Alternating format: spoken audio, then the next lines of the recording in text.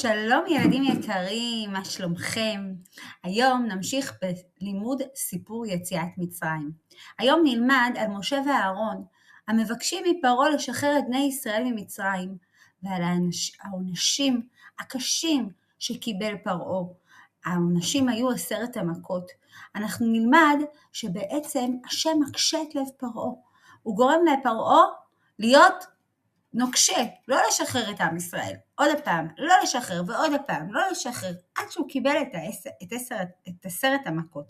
כי השם אמר למשה, אתה תראה, אני אעניש אותו, והוא גם הבטיח לאברהם אבינו וליצחק וליעקב, שגם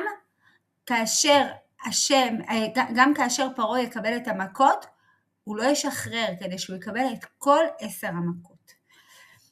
ומשה ואהרון הגיעו לארמון המפואר של פרעה, הם עמדו לפני המלך החזק ולא פחדו. משה הרים את המטה שלו ואמר, כה אמר השם, שלח את עמי ויעבדוני. אבל פרעה צחק, הוא אמר, מי זה השם שאשמע בקולו? אינני מכיר אותו, ואת בני ישראל העבדים שלי לא אשלח. ואפילו הוא עשה את העבודה עוד יותר קשה.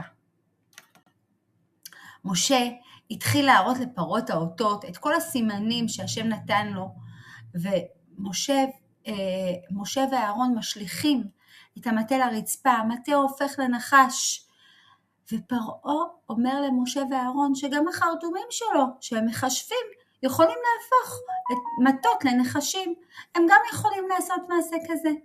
והנה החרטומים זרקו את המטות שלהם, ובאמת המטות הפכו לנחשים, אבל אז היה נס מופלא. המטה של אהרון שהפך לנחש, בלע את כל הנחשים של כל החרטומים, ולאחר מכן אהרון אוחז בזנב של הנחש, והזנב הופך לראש המטה. וכך היה גם עם האות השנייה ועם האות הצרעת.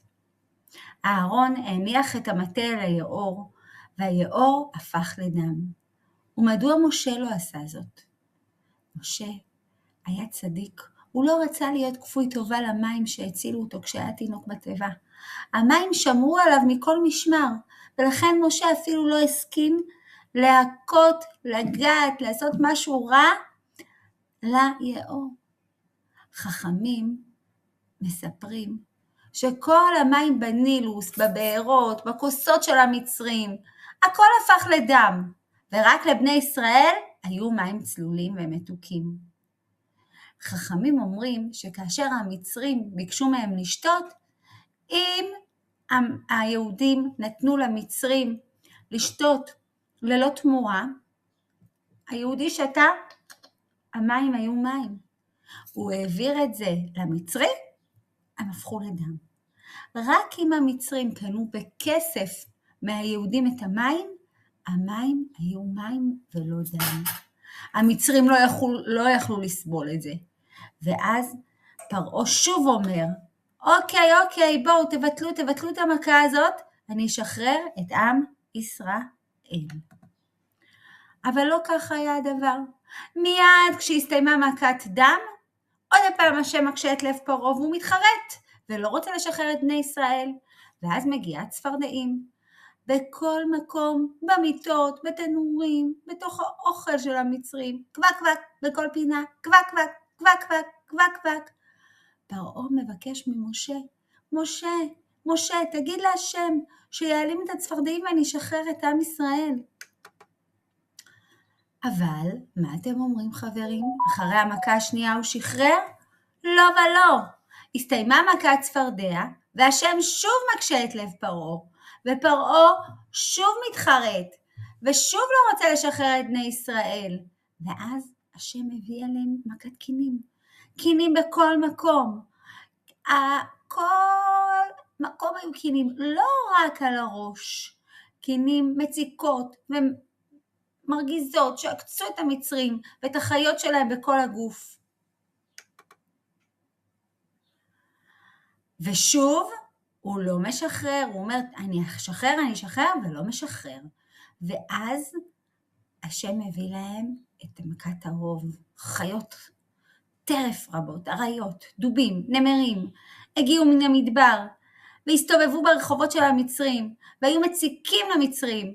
שוב פרעה התחנן שהמכה תיפסק. המכה פסקה, ושוב השם הקשה את ליבו. ופרעה עוד הפעם לא עושה ולא משחרר את עם ישראל. וכך היה מכה אחר מכה. והנה הגיעה מכת דבר. מכה קשה שפגעה בכל הבהמות, בכל הסוסים, החמורים, הגמלים, כל הבהמות מתו. היה להם ריח נורא ומסריח, שאפילו היה יכול להביא למחלות. אבל הבהמות של עם ישראל לא קרה שום דבר. ופרעה אומר, בבקשה תלכו, אני אשחרר אותם. אך לא כך היה הדבר. שוב השם מקשה את לב פרעה, ושוב פרעה לא משחרר אותם. ואחרי מכת הדבר מגיעה מכת שכם. פצעים קטנים וכואבים הופיעו על עורם של המצרים. הם לא יכלו אפילו לעמוד על הרגליים. המצרים היו מגרדים את הגוף שלהם, מגרדים וכאובים מאוד. פרעה אומר, בסדר, אני אשחרר אותם. המכה נפסקת, אך שוב הוא מתחרט. ואז מגיעה מכת ברד. אבני קרח ענקיות ירדו מן השמיים, ובתוכם דלקה אש. זה היה נס בתוך נס. הברד שבר את כל העצים שבשדות, והעצים גם בערו, והשדות בערו. למה זה נס בתוך נס, ילדים? האם ברד, שזה קרח, שזה מים, יכול להתקיים ביחד עם אש? לא. אבל השם עשה נס. והנס היה שהיה גם אש וגם מים ביחד, כדי לעשות רצון השם, כדי להעניש את פרעה.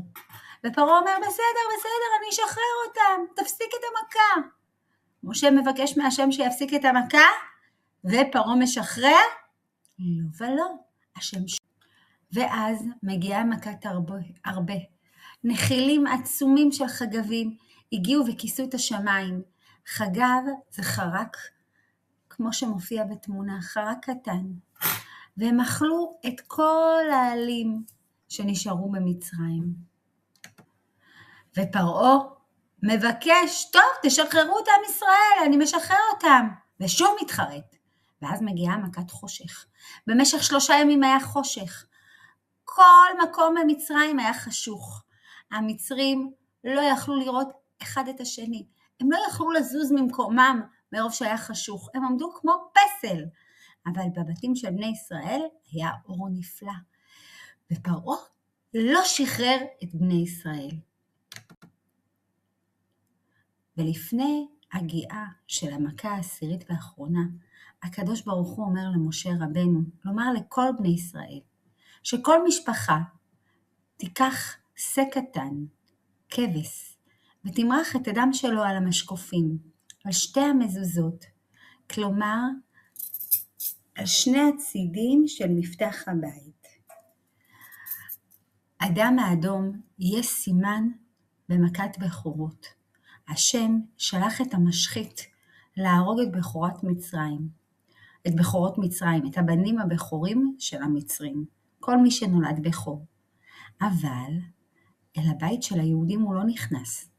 הוא ראה את הדם ופסח על בתי היהודים, ולכן נקרא בשם הזה פסח, החג שאנחנו תכף נחגוג, פסח, כי השם דילג על בתי היהודים. ובחצות הלילה קורה משהו שמזעזע את כל מצרים. השם שלח את המשחית וציווה עליו, תהרוג את כל בכורות מצרים שהתעללו בעם ישראל, שעשו לעם ישראל כל כך הרבה דברים רעים, המצרים הרשעים. ואתם יודעים מה קרה, ילדים?